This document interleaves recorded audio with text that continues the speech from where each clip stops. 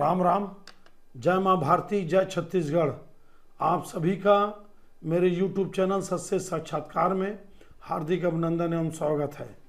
आप सबसे मेरा निवेदन है कि आप सब हिंदुस्तान के सभी व्हाट्सएप ग्रुप में लोकसभा, पूरे हिंदुस्तान के लोकसभा के बारे में, रिजल्ट के बारे में मैं बताऊंगा और आप मिलान करिएगा रिजल्ट को।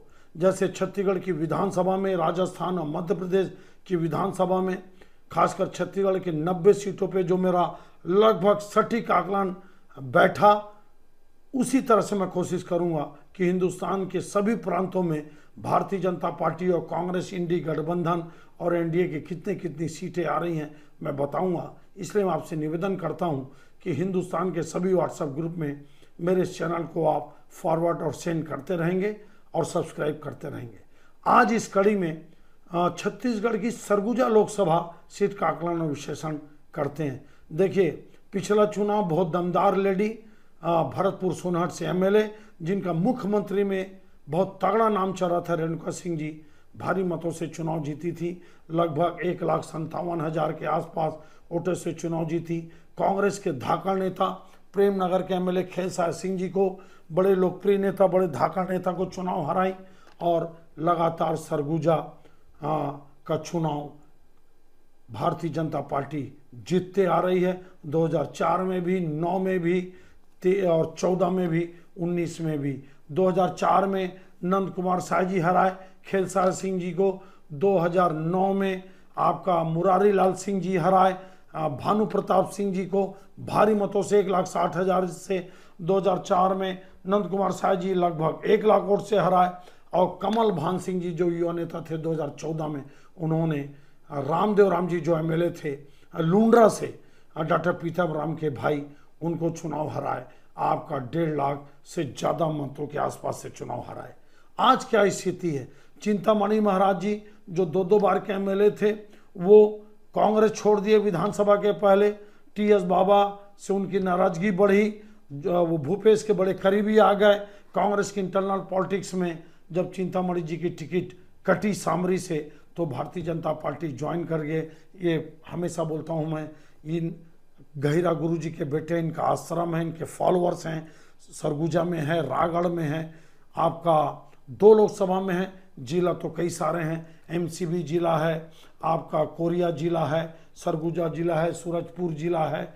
हम कई जिलों में इनके समर्थक हैं। लेकिन देखिए, भारतीय जनता पार्टी सरगुजा में भी कंवर समाज से प्रत्याशी उतारी और रायगढ़ में भी कंवर समाज से प्रत्याशी उतारी और सीएम साहब भी कंवर आदिवासी हैं। हाँ, गौड़ राजा को उन्होंने, गौड़ समाज के आदिवासी को उन्होंने राज्यसभा में भेजा, बैलेंस करने का प्रयास किया। लेकिन आपको मैं बता दूं, यहाँ पे टीएस बाबा ने अपने करीबी कैंडिडेट शशि सिंह जी, जो आपके अजीत जोगी जी के मंत्रिमंडल में तुलेश्वर सिंह जी एक मंत्री हुआ करते थे, उनकी ये बेटी है, राहुल गांधी जी की बड़ी करीबी हैं, राष्ट्रीय सचिव हैं यूथ कांग्रेस में, बहुत सक्रिय हैं, बहुत धाकड़ हैं। और चूंकि टीएस बाबा जी के परिवार में कोई करीबी बीमार हैं, इसलिए टीएस बाबा तो प्रचार नहीं कर पा रहे हैं फिलहाल, और उनके भतीजे के ऊपर पूरा दारोमदार है। क्या स्थिति रहेगी? ये जो शशि सिंह जी हैं, ये गौड़ समाज से आती हैं, गौड़ आदिवासी से। बस्तर में आप सब जानते हैं कि कंवर समाज, उरांव समाज और गौड़ समाज का बहुतायत है। बाकी कोरवा हैं, बिजवार हैं और भी कई राठियाँ हैं, कई समाज हैं। लेकिन मुख्य रूप से आपका कंवर, गौड़ और उरांव समाज है। यहाँ पे भी भारतीय जनता पार्टी ने कंवर समाज से प्रत्याशी उतारा। चिंतामणि महाराज जी, छत्तीसगढ़ जब से बन रहा है तब से भारतीय जनता पार्टी चुनाव जीत रही है, अच्छे मतों से चुनाव जीत रही है। क्या स्थिति बनती है? क्या शशि सिंह जी को महिला होने का, एक युवा होने का फायदा मिलेगा? मिल सकता है, कहीं कोई दो राय नहीं, बिल्कुल मिल सकता है। लेकिन आपको मैं बता दूं, सरगुजा क्षेत्र बहुत मजबूत है भारतीय जनता पार्टी में, खासकर लोकसभा में। और चूंकि टीएस बाबा जी अभी अपने पारिवारिक समस्या में स्वास्थ्यगत कारणों से बिजी हैं, समय दे नहीं पा रहे हैं, इसलिए शशि सिंह जी को थोड़ा सा और अपने हिसाब से उनकी मजबूती मेरे को नहीं दिखती।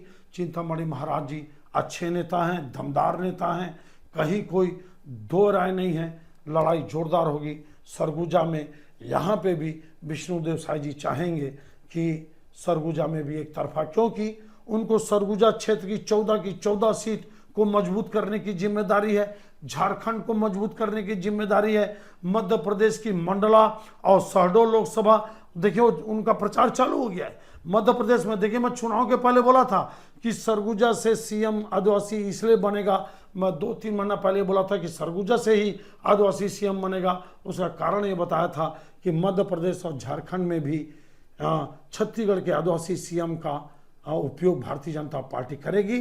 जैसे मोहन यादव जी का उपयोग आपका बिहार और उत्तर प्रदेश में किया जा रहा है, भजन लाल शर्मा जी का उपयोग राजस्थान में, हरियाणा में, पंजाब में और उत्तर प्रदेश में ब्राह्मण समाज में किया जा रहा है, उसी प्रकार से ये विष्णुदेव साय जी का उपयोग, क्योंकि बहुत बड़े नेता हैं भारतीय जनता पार्टी के, बहुत सरल हैं। कुछ मामलों में हम लोगों ने देखा कि बहुत दमदारी से भी अपना काम कराने में माहिर हैं, अधिकारियों को दबा के काम कर रहे हैं। तो मैं मान के चलता हूं कि सरगुजा की ये सीट और रायगढ़ की सीट में भारतीय जनता पार्टी को बहुत बड़ी चुनौती मैं नहीं देखता। लेकिन कांग्रेस ने प्रत्याशी अच्छा उतारा, इसमें कहीं कोई दो राय नहीं। देखिए आप, चूंकि मोदी लहर है, डेवलपमेंट है, कांग्रेस बहुत टूटी हुई है, भूपेश बघेल के कारण कांग्रेस में इतनी इंटरनल गंदी राजनीति हो गई, क्योंकि भूपेश बघेल जी ने 5 साल कांग्रेस में सबको परेशान किया, सबको काटने का प्रयास किया, अपनी व्यक्तिगत राजनीति किए, और उसका आप देख रहे हैं जगह जगह भूपेश बघेल का कांग्रेस के कार्यकर्ता विरोध कर रहे हैं। और इस पर मैं वीडियो और बनाऊंगा, उससे भ्रष्टाचार का इशू है ही है। मेरे को नहीं लगता कि सरगुजा की दोनों सीटों में बीजेपी को कांग्रेस के ये प्रत्याशी बहुत बड़ी चुनौती दे पाएंगे। प्रत्याशी दोनों अच्छे हैं, ये मैं मानता हूं, लेकिन चुनौती कोई बहुत बड़ी है क्या, मेरे को नहीं लगता। क्या स्थिति हो रहेगी, कितने वोट से हार और जीत होगी, ये आपको मैं बताऊंगा। तब तक आप जरूर कमेंट्स करके बताइए और मेरे चैनल को लाइक और सब्सक्राइब करते रहिए। आप सबका बहुत बहुत धन्यवाद। जय मां भारती, जय छत्तीसगढ़, जय हिंद।